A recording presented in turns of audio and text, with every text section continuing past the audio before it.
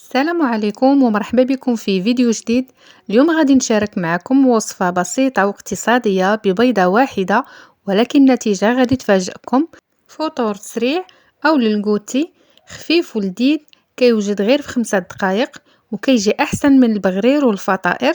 إلا كنتي كتقلبي على وصفة ناجحة وسهلة بمكونات موجودة في كل دار، فهاد الفيديو غيعجبك بزاف. يلا نبداو على بركة الله.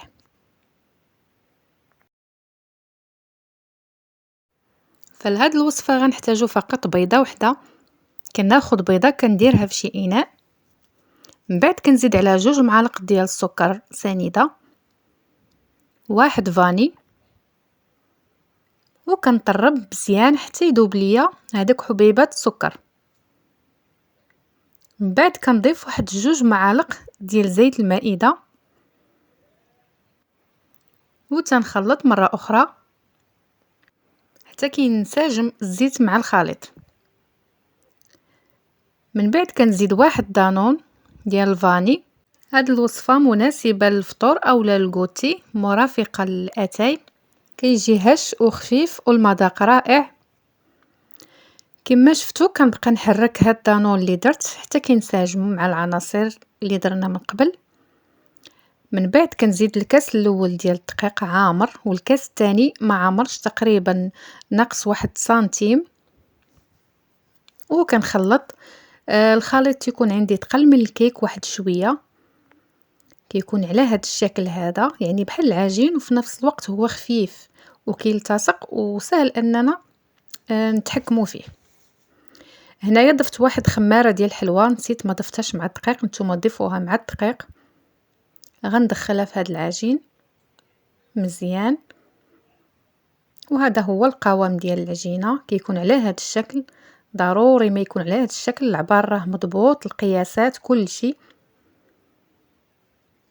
من بعد كناخد واحد بوش كنحول فيه هاد العجين هادي باش يسهل عليا انني نخدم بها. هاد الوصفه كما شفتوا معايا راه ساهله، بلا كثره البيض، بلا حليب، بلا زبده، وسهله دغيا كتوجد، يعني في 5 دقائق كتخلطيه وكطيبيه مباشره بلا اختمار. هنا كندير المقله كتسخن، من بعد كندير واحد رشيشه ديال الزيت، وكنخرج الخليط على هاد الشكل حلزوني بهذا الشكل هذا. نصيحة ما توقعوش في الغلط اللي درت انا، هو هذاك البوش ما تشرقوش بزاف، يعني ديروا تقباغي صغيره، حيت هاد الفطائر هادو ضروري مخصهم يكونوا رقاق شويه باش يطيبوا لينا وما يجوناش معجنين من الداخل. انا هنا كان عندي هاد البوش دايره على حساب البوق ديال الحلوى، فجاتني شويه كبيره. الحل اللي لقيت هو انني كندهن العاشقه بشويه ديال الزيت، وكنزيد نبسطها باش تجيني رقيقه وما تجينيش غليظه.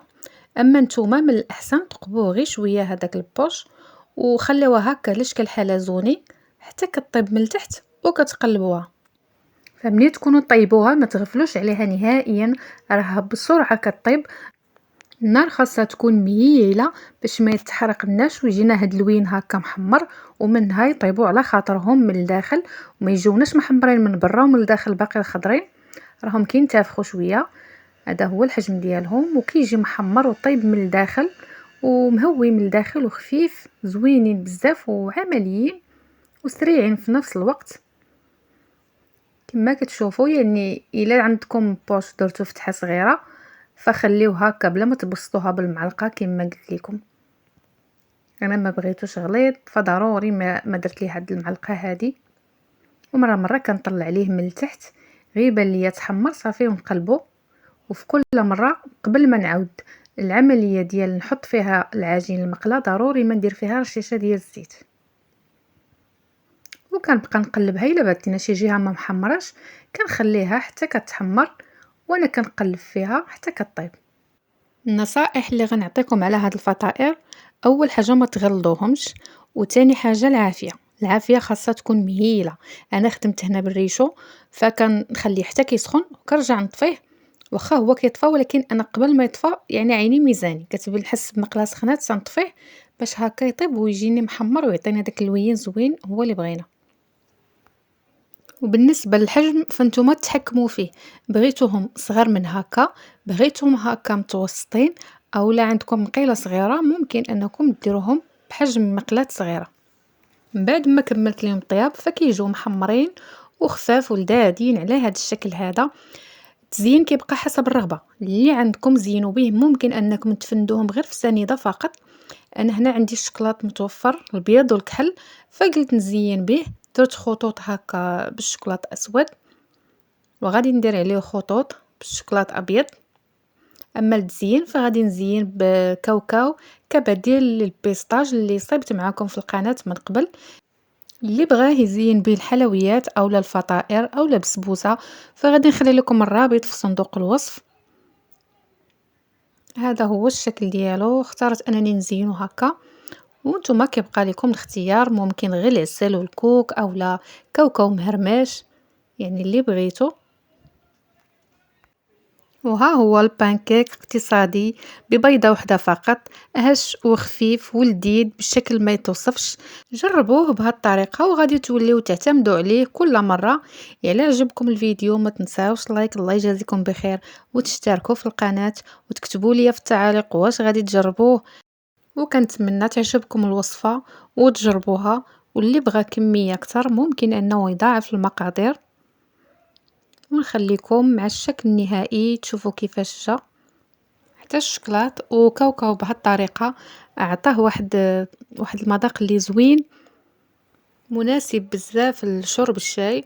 بما اننا على اواخر سنه دراسيه فحتى الحفلات المدرسه تهم ما يصلحوا، او للكوتي الوليدات يبغيو الدراري بحال هادشي ديال الشوكولات وهاد الوصفات السريعه. ومن الأحسن نعطوهم شي حاجة حنا مطيبينها بيدينا وعارفين مكوناتها وعارفين شنو فيها. هنا غادي نحل معاكم وحده باش تشوفوا كيفاش جات من الداخل. راها خفيفة ورطبة ومفشفشة بواحد الطريقة زوينة بزاف.